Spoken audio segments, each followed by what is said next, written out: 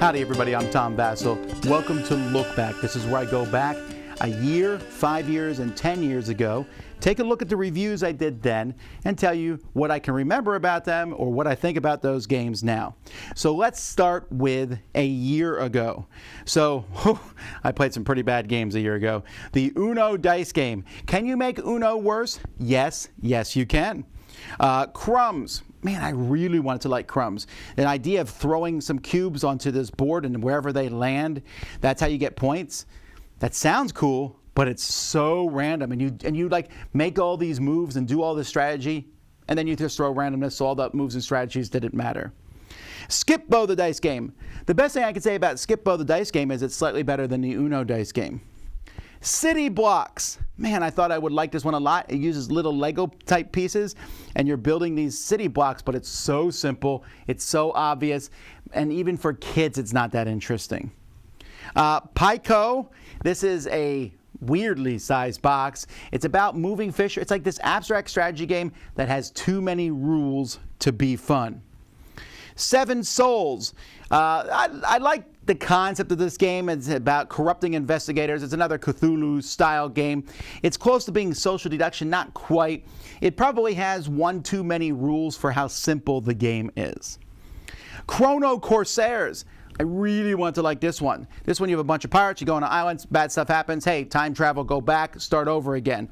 That's kind of a Groundhog Day-ish thing.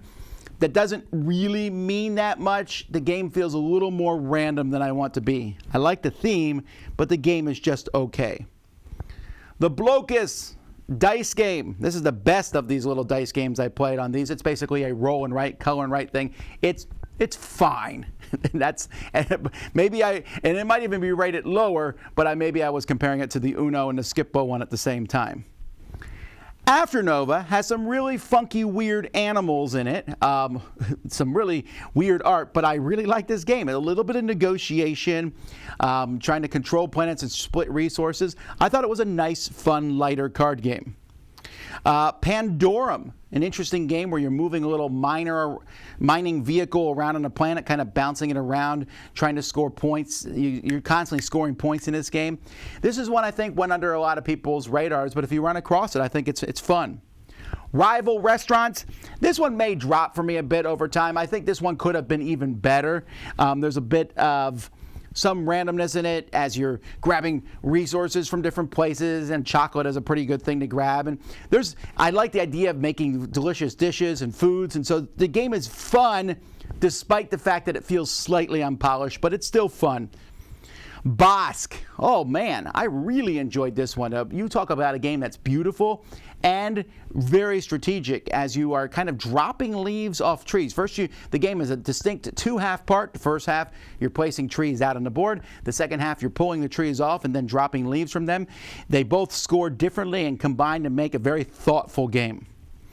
Consumption, Food and Choices, another game about food, and this one hardly anyone talks about. It's really a cool game as you are trying to get food and build a menu based on who you are. You might be a vegetarian, or you might be someone who's a fast food junkie, and you're trying to match what you want and eat food and then exercise it off. There's some really cool concepts there. I think the game doesn't look that great, which is why it doesn't do as well.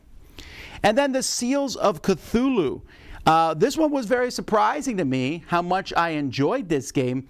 A two-player back and forth game with one person being Cthulhu and the other person playing against them. And the game can change very much based on which elder god you're playing against.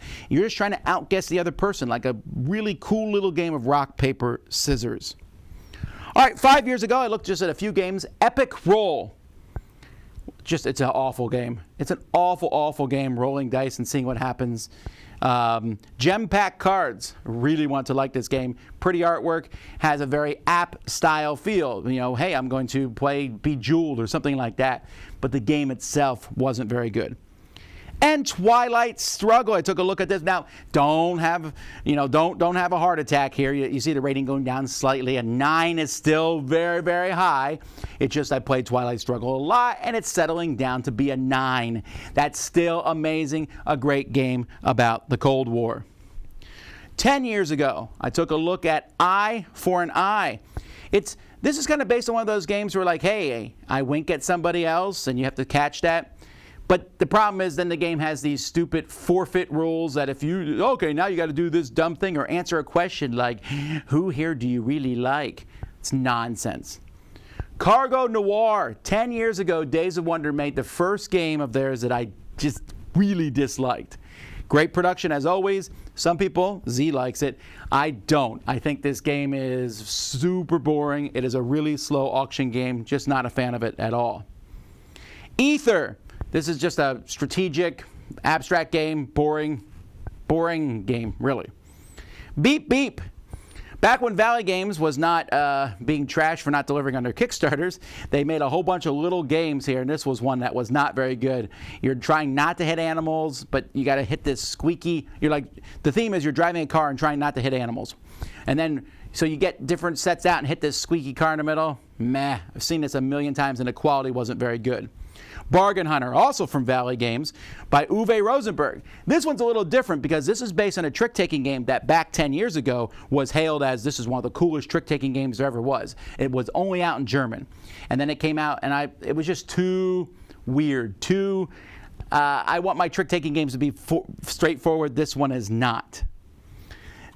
Castle of the Devil, a social deduction game before social deduction games were cool. There's some interesting ideas here, but it just doesn't gel into a really good game. Good Help. This is from Baksha Games. The theme is fun. Hey, you need to send out your minions to go around and collect body parts and things so you can build your Frankenstein. They're just not very good. So where do I find Good Help? But there's some roll and move stuff in the game. It just feels like a half-baked game. Antics. This is from Fragger Brothers.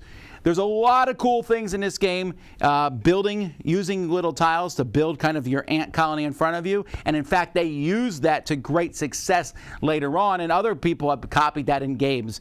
This is the first game I saw it in. It just didn't, the game itself wasn't great. That was a cool concept, and I'm glad this game exists because of that.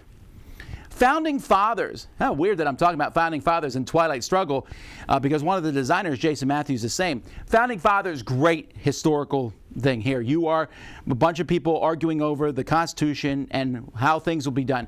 The theme is fantastic, but it feels a whole lot luckier and just not as solid of a game as Twilight Struggle or 1960. It followed in those. So I love the history part of it. The gameplay itself was merely okay.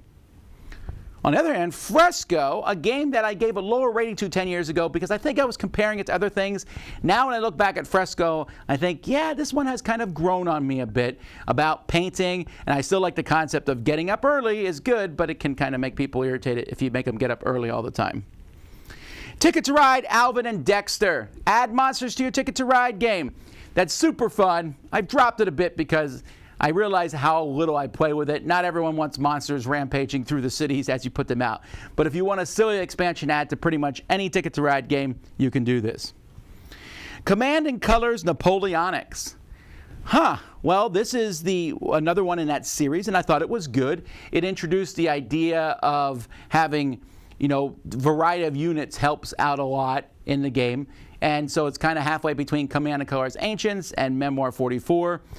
Leaning closer to Command & Colors Ancients. This one did not grab me like those other games did, but I still thought it was good. Earth Reborn. Now, this one here, the 7.5 rating, actually might be a 6 at this point. The problem is, it's been so long since I played this game. This is a Kickstarter before Kickstarters were out. This is a big game with miniatures and, has scenarios and there's future zombies and all kinds of weird stuff in this game. It was really cool.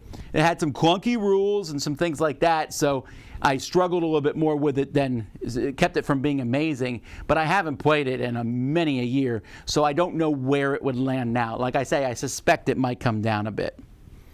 Conquest of the Planet Earth, though, really fun, cooperative game. I normally don't like games this company's games just don't do a lot for me. But Conquest of Planet Earth I liked. First of all, this game is competitive and cooperative, which is garbage. The competitive game of this is trash. I'd rank it a 4 out of 10. But the cooperative game is really fun, and there's an expansion that came out that made it even better. You're aliens invading Earth, working together, and there's annoying army troops that are fighting you, and you have to work together. A superhero shows up sometimes and fights the aliens. It's really entertaining, and it feels different than many of the games out there. And then Cosmic Conflict, an expansion for Cosmic Encounter. I believe this is the second one. This added the 7th player, they said, another color, so it's worth getting for that. And it has some really cool aliens in, including the Claw. It has hazards as its extra thing, and that's why I wouldn't give this a 10, because I don't like hazards. I never play with hazards. I don't like random bad events happening in a Cosmic Encounter game. There's already enough craziness going on in it as it is. Anyway, those are all the games that I reviewed 1, 5, and 10 years ago. I hope you enjoyed them. We'll see you next time. Until then, I'm Tom Vasel, and you've been watching The Dice Tower.